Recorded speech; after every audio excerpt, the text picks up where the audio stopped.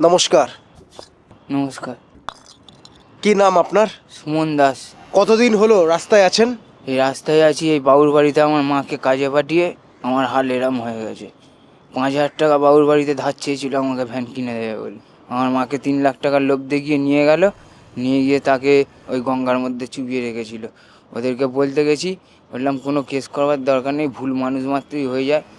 বলতে শোনে না, সমানে পুলিশ খালি পুলিশকে ডাকে, আর যতবারই থানায় যাই পুলিশ কোনো অ্যাকশানই নেয় না। লালবাজারে কেস করবো বললাম, তাও সত্ত্বেও পুলিশ কোনো গ্রাহ্য করলো না।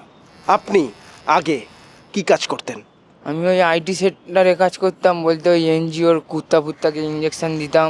তা একজনের ওয়াইফ আছে আর একজনের বয়ফ্রেন্ড আছে, তারা এনজিওর মধ্যে একে অপরকে কিস করছে, তা কি করে হয়? পড়াশোনা কত দূর? ওই যাদবপুর ইউনিভার্সিটির প্রফেসর ছিলাম। হ্যাঁ, যাদবপুর ইউনিভার্সিটির প্রফেসর ছিলাম। বয়স কত আপনার? 28-29। সত্যি একটা কথা বল, কি নেশা করিস? ওই গেঁজা একটুকুনি খাই।